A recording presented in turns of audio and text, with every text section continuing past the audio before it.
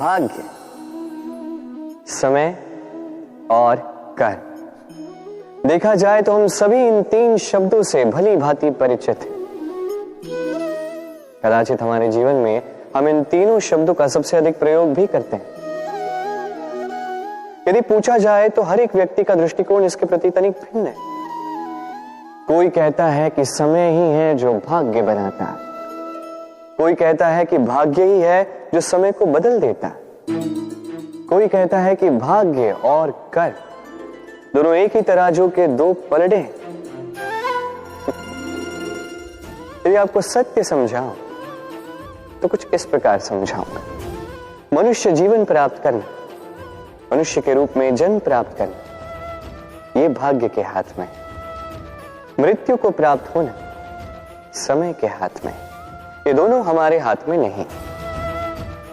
किंतु मृत्यु के पश्चात भी सदा सदा के लिए अमर हो जाना, लोगों के मन में बसना, ये अवश्य हमारे हाथ में, और ये हम प्राप्त कर सकते हैं केवल हमारे कर्मों द्वारा।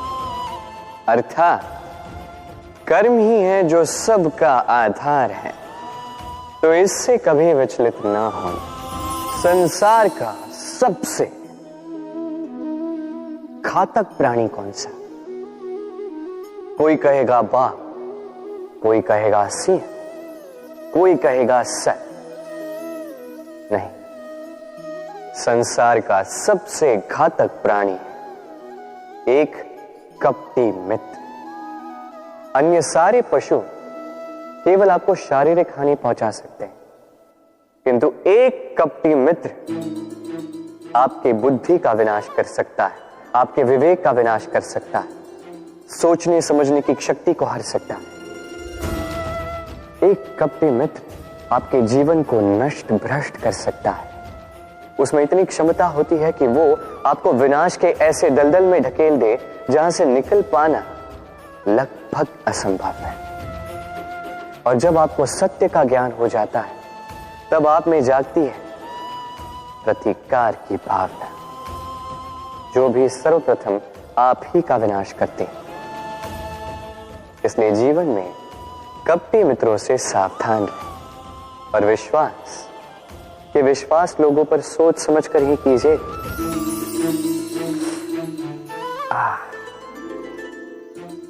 हाथ जल गया। अब आप कहेंगे कृष्ण यही तो होगा, जलते हुए कोयले को उठाने जाओगे तो हाथ तो जलेंगे ही। चलो इस संदर्भ में आप ये कहते हैं, क्या क्रोध के विषय में भी आप यही सब सोचते हैं? सोचना आवश्यक है, क्योंकि क्रोध भी इसी प्रकार है। हम सोचते हैं कि हम इस जलते हुए कोयले को उठाकर किसी की ओर फेंकेंगे, उसकी हानि होगी, किंतु सर्वप्रथम हमारे ही हाथ जल जाते हैं। ये क्रोध सर्वप्रथम आपका नाश करता है, आपके आनंद को छीन लेता है, आपके स्वास्थ्य को बिगाड़ देता है, आपके अस्तित्व को जला देता है। तो इस क्रोध से सावधान रहिए। संसार में कुछ लोगों की ये तीव्र इच्छा होती है, वो बस स्वयं का नाश करना चाहते हैं। कुछ लोग मदिरा पान में चोर हो जाते हैं, कुछ व्यसन करने लगते हैं, कुछ सबसे शत्रुता पाल लेते हैं। यदि आप अपना नाश ही चाहते हैं तो ये सब करने की आवश्यकता नहीं, बस थोड़ा अहंकार पाल लीजिए। जी, आपने सही सुना, ये अहंकार आपको नष्ट कर देगा। ये कांटे की जितना भी नहीं चुभता, किंतु धार से आपको काट देगा। धीरे धीरे आपके सारे प्रियजन, आपके संबंधी, आपके मित्र, जिनसे आप प्रेम करते हैं, सभी को आपसे दूर कर आपको अकेला कर देगा ये अहंकार।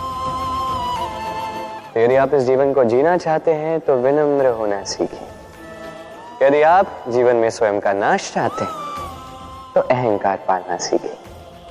चयन आपका है, ये जीवन आपका है। कभी आपने किसी स्वर्णकार को देखा है?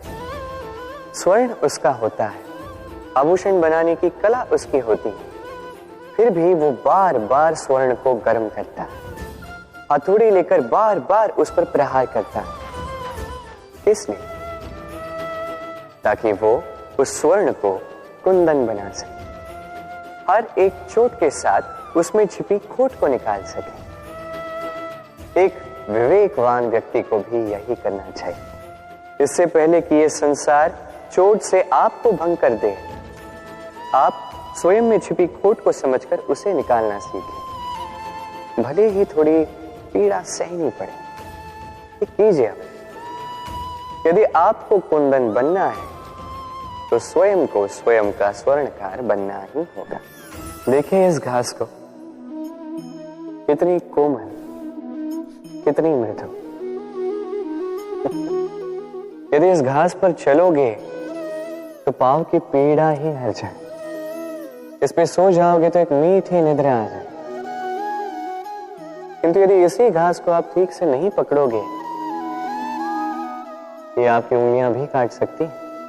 यही कोमल घास आपको चोट पहुंचा सकती है।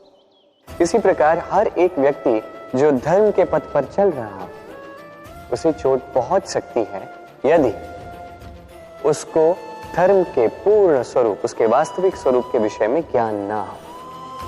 इसलिए जीवन में जो भी वस्तु, व्यक्ति या अवसर आए, उसके बल के विषय में, उसकी दुर्बलता के विषय में पहले जानकारी प्राप्त कर लें, उसके पश्चात ही निर्णय लें। ऐसा करोगे तो सफलता अवश्य मिलेगी। आपने कभी जीवन में सूर्योदय देखा होगा? कितना संतोषदायक, कितना ऊर्जादायक होता है। मन में एक नई प्रेरणा सी भर देता है, एक नई उमंग। किंतु यदि आप जागने में विलंब करते हैं तो आप इस सूर्योदय को देख ही नहीं पाते। अब इसी प्रकार होता है हमारे जीवन में अवसर, सूर्योदय की बातें। यदि आप अपने जीवन में आवश्यकता से अधिक प्रतीक्षा करेंगे इस अवसर का लाभ उठाने में, तो ये अवसर आपकी प्रतीक्षा नहीं करेगा, ये निकल जाएगा।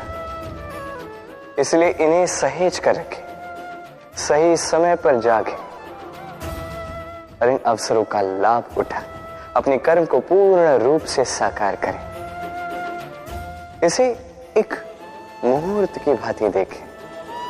यदि ऐसा करोगे तो जीवन भी सूर्योदय की भांति ही होगा। इसमें संतोष होगा, इसमें गरिमा होगी और इसमें होगी शांति। हम जीवन में ऐसे कई लोगों को जानते हैं जो अत्यंत शक्तिशाली होते हैं, स्वयं की परीक्षा देने में कभी नहीं चूकते, अत्यंत कठोर होते हैं, दृढ़ निश्चयी होते हैं, किंतु फिर भी उन्हें सफलता नहीं मिलती। क्यों? क्या कारण है इसका? लौह पुरुष जैसा व्यक्तित्व होने के पश्चात भी उन्हें सफलता क्यों प्राप्त नहीं होती? अब इसका उत्तर स्वयं उनके व्यक्तित्व में छिपा होता है।